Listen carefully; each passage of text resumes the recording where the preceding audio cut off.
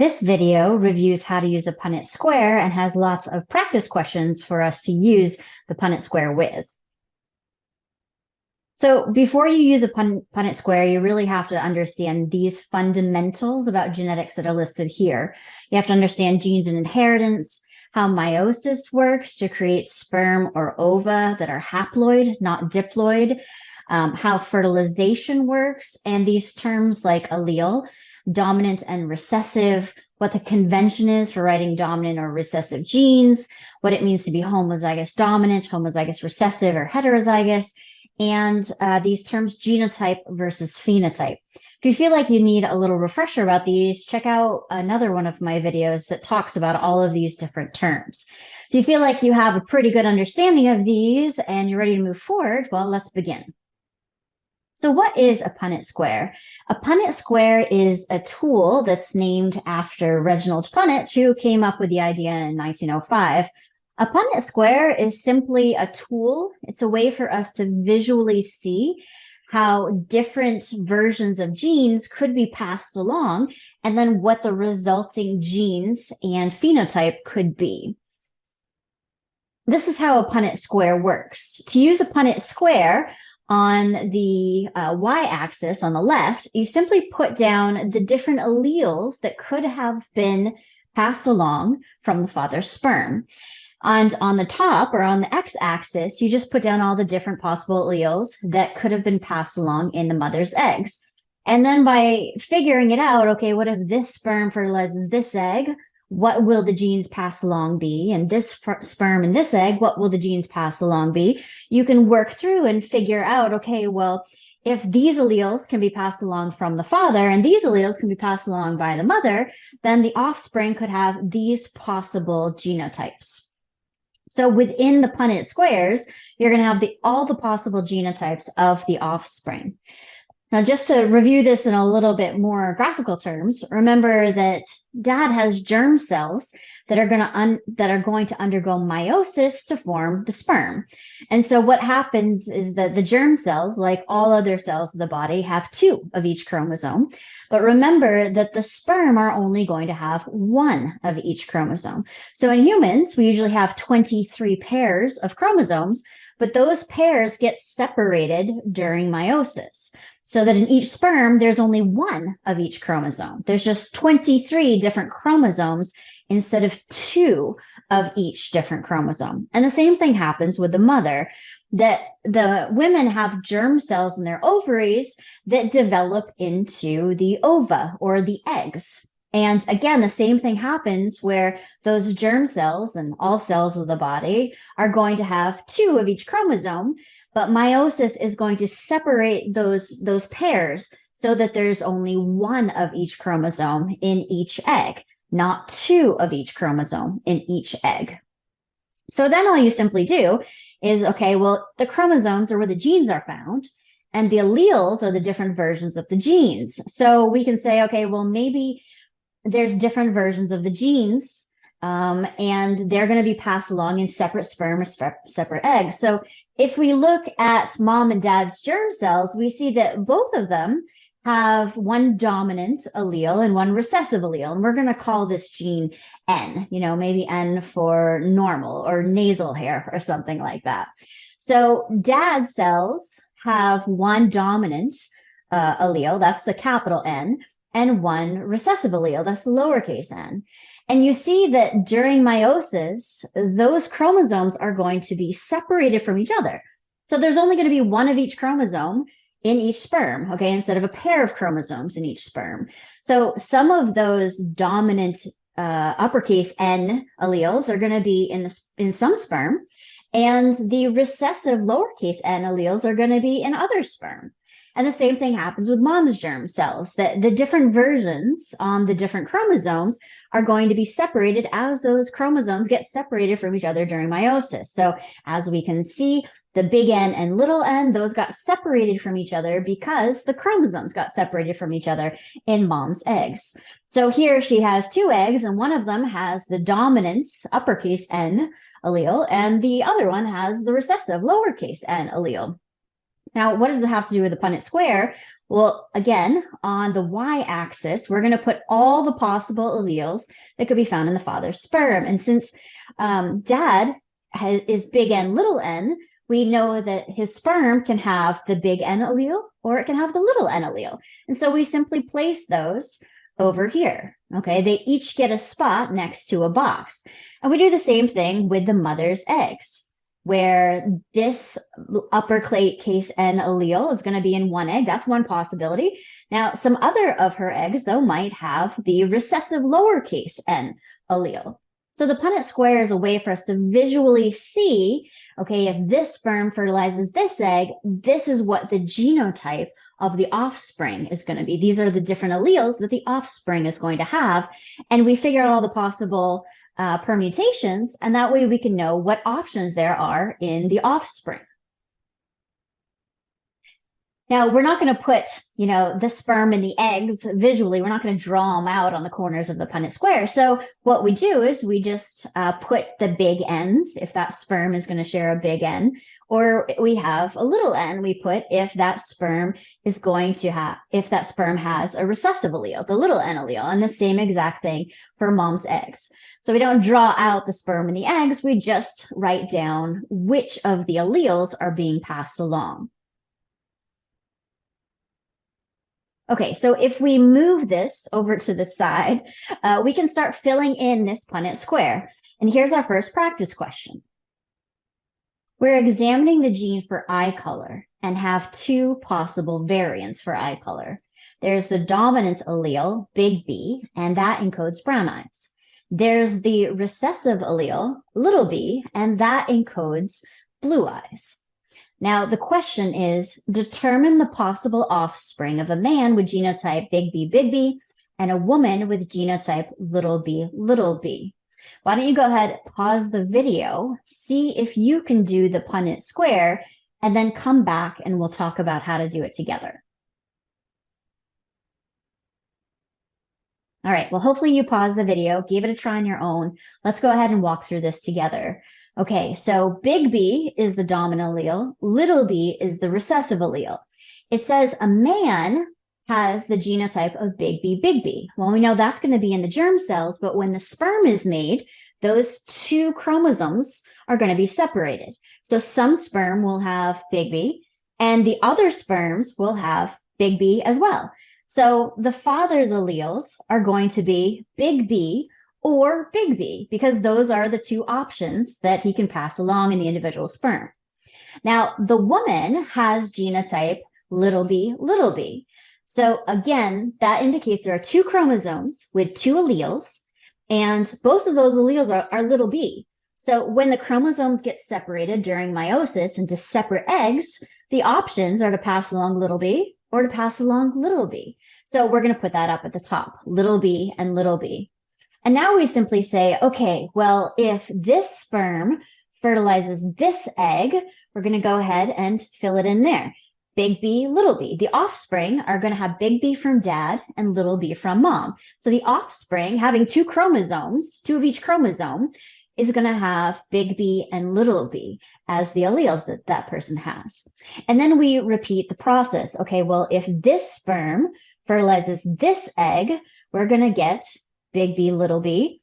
Here's this sperm with big B and that egg with little b. So if that fertilization happens, we get big B, little b. And if this fertilization happens where this sperm fertilizes this egg, we're going to get big B, little b. So what the Punnett square has showed us is it showed us what are the possible genotypes of the offspring. And now we can go along. These are the genotypes. So that's the genes. And now we can say, hey, how about the phenotypes? What is going to be the visual expression of these genes? Okay, and here we go back and we say, okay, well, big B is dominant over little b. So if there's a big B there, the big B color is going to win out. That's the one that's going to be expressed. And in our situation, big B is dominant and it encodes the brown eye color. Little b is recessive and it encodes the blue eye color. So in this case, in the first box, we have a person that has a big allele and a little allele. So one dominant and one recessive. That means they're heterozygous. And because they have a dominant allele, that means that they are going to have brown eyes. So in our situation, we have a possibility of the offspring having brown eyes, brown eyes, brown eyes, and brown eyes. So in the offspring of these two individuals, all of the children, 100% of the children should have brown eyes. And if we want to talk about the genes, the genotype, 100% of the children are heterozygous. Let's do another practice question. Here's question 2. We're examining the gene for eye color and have 2 possible variants. And it's the same as before. Big B, that's the dominant allele, and it encodes the brown eyes. Little b is the recessive allele, and that encodes the blue eye color. But now we have a man and a woman with a different genotypes, as in the first question. So the question is, determine the possible offspring of a man with genotype big B, little b, and a woman with genotype big B, little b. So now both parents are heterozygous. They have one of each allele. But the Punnett square works the same way, where on the y-axis, on the left side of the square, we're going to put the alleles that the father could pass along. And because the father is big B, little b, in the sperm, you can have either big B pass along, or you can have the chromosome with little b passed along. So those are our 2 options, big B or little b. Now the same with mom. Mom is big B, little b, so she can pass along the chromosome with the dominant allele or the chromosome with the recessive allele. And now we do the same thing where we say, okay, if this sperm fertilizes this egg, then that offspring will have a genotype of big B, big B. If this sperm fertilizes this egg, then the offspring is going to have big B, little b. If this sperm fertilizes this egg, then the offspring are going to be big B, little b.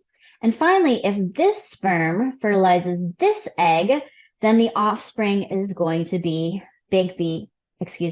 little b, little b. So these are all of the possible genotypes of the offspring, starting with this mother and this father. So now let's go a little more in depth with this question. What is the genotype ratio of the resulting offspring? Well, we know based upon the Punnett square that there are 4 possible genotypes in the offspring. Big B, big B, big B, little b, big B, little b, or little b, little b. And by the way, it doesn't matter which goes first, right? So if this sperm fertilizes this egg, for instance, we could say little b, big B if we want, but little b, big B is the same as big B, little b, because it means that they have one of each. Okay, so just to keep things simple, I like to put, if there's a dominant allele, I like to write it first. So that if we have a heterozygote that has a big B and a little b, then we write big B, little b, instead of little b, big B. But they are equivalent. I just want to say that. So do it which way you're comfortable with and that you feel like works for you. But we know there are 4 different options here, right? Because we have 4 different ways that these 2 sperm could fertilize these 2 eggs. So here are our options. Big B, big B, big B, little b, big B, little b, and little b, little b. Those are the genotypes. Because when we're talking about genes, right? Genotype, we're talking about genes. So these are the genes that can be passed along in the offspring. So this question asks for the genotype ratio. In this case, we have to see, okay, there's big B, that's the homozygous dominant because it has 2 of the same allele and they're both dominant. We have little b, that's the homozygous recessive because they have 2 of the same allele and it's the recessive allele. And then we have the heterozygote options, which is one of each, big B, little b. And we actually have 2 of those, okay? So let's take a look. If we do the ratio here, we have the options really are big B, big B, little b, or little b, little b. And so the ratio is going to be 1 to 2 to 1 because there's 1 big B that could result from this, 2 heterozygotes, 2 that are big B, little b, and 1 that could be little b, the homozygous recessive. Okay, so it's 1 to 2 to 1. And if we want to put that in percentages, then we can say, okay, 25% chance that the offspring are going to be homozygous dominant. There's a 25% chance that the offspring are going to be homozygous recessive. And there's a 50% chance that the offspring are going to be heterozygous. You can leave this in fraction form if you want, if it helps keep it more simple for you. We know there are 4 different options. There are 4 squares on the Punnett square. So 1 out of 4, 1/4, is going to be big B, big B. 2 out of 4 is going to be big B, little b. And 1 out of 4 is going to be little b, little b. So those are the possible genotypes that the offspring could have. So let's bring it back. Remember, what is the question saying? The question is saying we have 2 individuals, a man and a woman. The man has a genotype of big B, little b. The woman has a genotype of big B, little b. And so depending upon the sperm options and the egg options that come together for fertilization, these are the possible genotypes of the offspring. Now let's think about the phenotypes that could result. Remember, the genotypes are the different allele combinations, like big B, or big B, little b. But the phenotypes are how that displays, right? How that genotype is visualized or is expressed.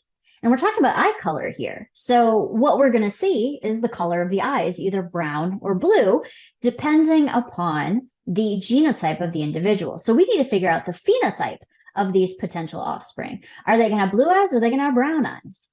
And so if we look through, we can figure this out, okay? Big B has 2 dominant alleles. The dominant allele is brown, so that means that that individual is going to have brown eyes. Let's move to the next person. Here, this offspring, if this combination happens, this person is heterozygous, has a dominant and a recessive allele. So that dominant brown allele is going to override the recessive blue allele. So if someone has big B, little b as a heterozygote, they're going to have brown eyes as well. How about in this situation? Big B, little b was the offspring possibility. And so that individual will also have brown eyes. Now over here, in our last option, dad has passed along a sperm with little b, and that has fertilized an egg with little b as well. So this individual has 2 blue eye alleles and will have blue eyes. So looking at the options here, we have brown eyes, brown eyes, brown eyes, and blue eyes that are possibilities. When we look at the ratios of this, okay, we know that we can have brown-eyed individuals or blue-eyed individuals. And like we just said, looking at our Punnett square and figuring out the phenotypes of the genotypes we see here, we see there are 3 possible offspring with brown eyes and 1 offspring with blue eyes. So that's a 3-to-1 ratio. Or you can say 3/4 are going to have brown eyes and 1/4 are going to have blue eyes. And you can put this in percentage as well. There's a 75% likelihood that the offspring between this father and mother are going to have brown eyes, and a 25% likelihood that the offspring will have blue eyes. Let's do a couple other questions to look at this in a different way to sort of make sure you understand how Punnett squares work and what results are possible. So here's the next question. Which Punnett square shows the result of a cross between a homozygous dominant individual and a heterozygous individual? Is it the Punnett square situation on the left, or is it the Punnett square situation on the right? So pause the video if you need us some time to think about this. Which Punnett square shows the result of a cross between a homozygous dominant individual and a heterozygous individual? Okay, so to figure that out, we have to think, okay, what does it mean to be homozygous dominant? And clearly the trait we're working with here is B. So homozygous dominant is going to be big B, and heterozygous then is going to be big B, little b, one of each. So we need to find the Punnett square that shows the big B versus big B, little b cross. And so that in this case would be the Punnett square on the left. Big B is the father, big B, little b is the mother. Okay, over here on the right, what do we see? We see big B, little b. That's a heterozygous individual, but this individual up here is little b, which is a homozygous recessive individual. Okay, so the answer to this question is the Punnett square on the left. Okay, here's the next question. What is the resulting genotype ratio of the cross on the left? So here is the cross on the left. We've already figured out what the possible offspring could be. And we see that they're big B, big B, big B, little b, big B, and big B, little b. That is the offspring possibilities. So we're talking about genotype.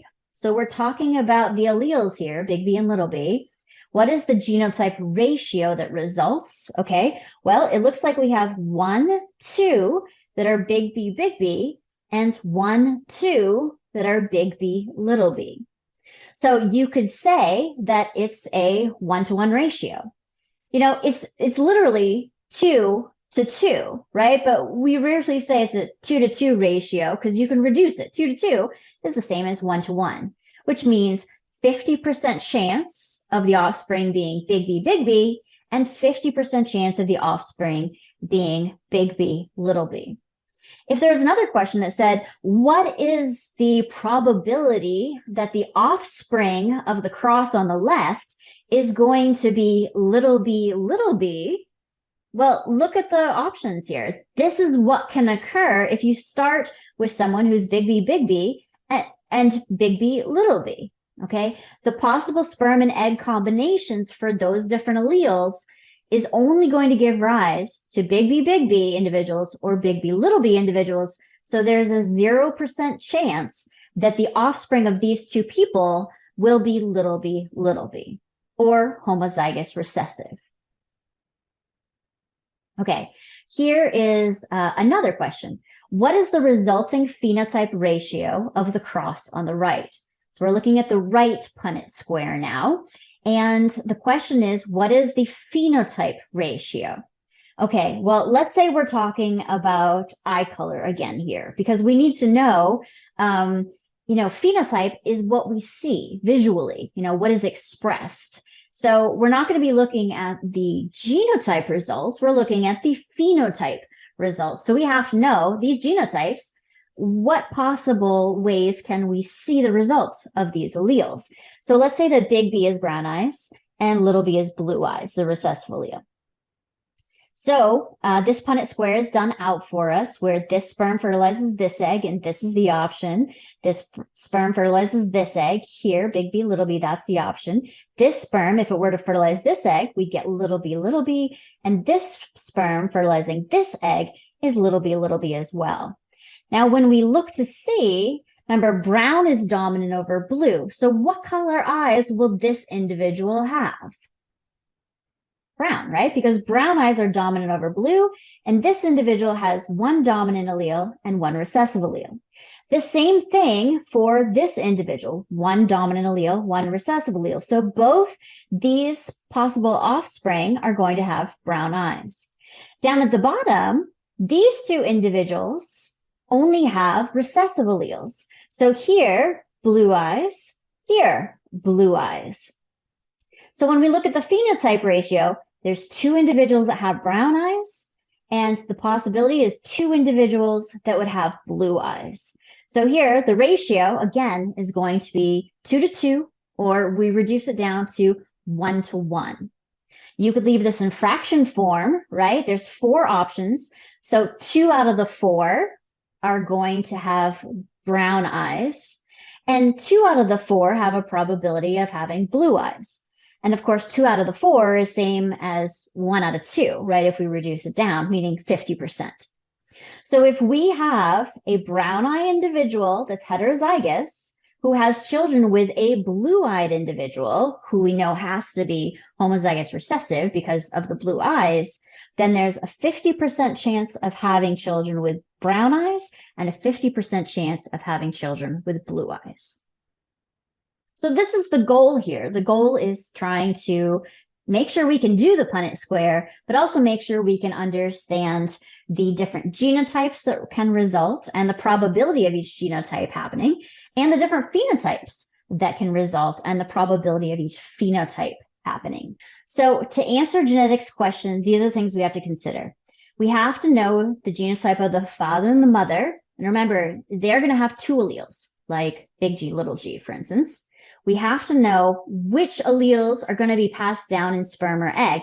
And remember, because big G, or big G, little g gets separated during meiosis, the sperm and the egg are only going to have one allele each. So the possible alleles passed down in this case are going to either be big G or little g. We then can use the Punnett square to figure out, okay, well, if this sperm fertilizes this egg, what will the offspring be? And we do that for all 4 squares of the Punnett square.